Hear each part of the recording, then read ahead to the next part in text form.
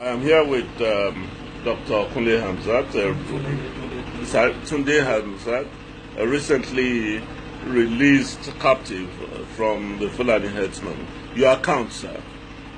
Yes, it's quite unfortunate, and I have to say this, that the Yoruba nation is under siege.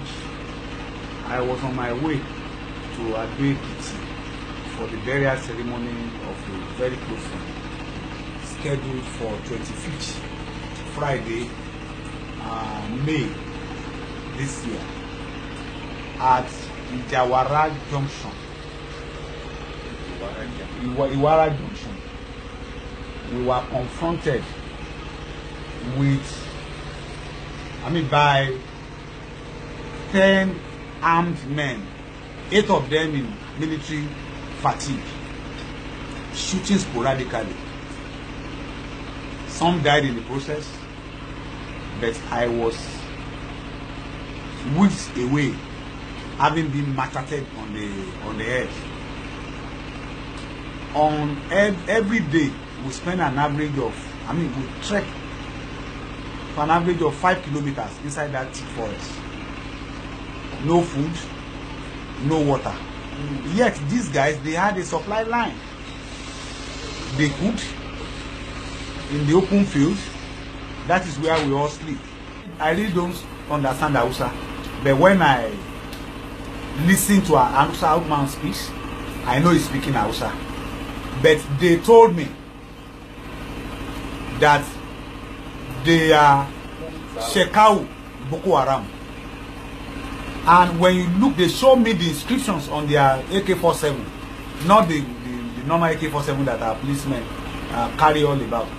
You have Arabic inscriptions, on these weapons. They have a mini armory which they carry, and I think that will go a long way to further make us to interrogate, the hypothesis of the Mr. President that these people are from Libya or whatever.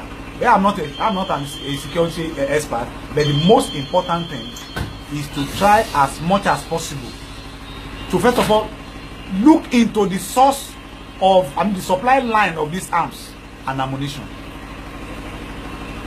They were not speaking Hausa, but surely they are Fulanis, and what they speak is Fufude, which is the language of the Fulani. Yes.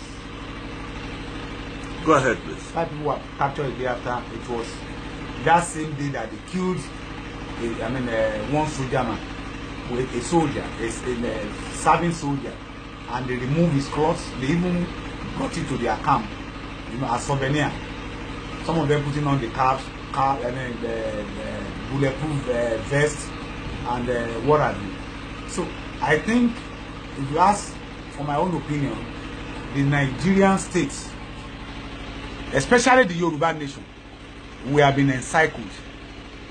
We are under siege. And if nothing is not done, maybe what happened in the northeast will be a child's play. So what would you advise? Yes, my advice, because an assault on one is an assault on others.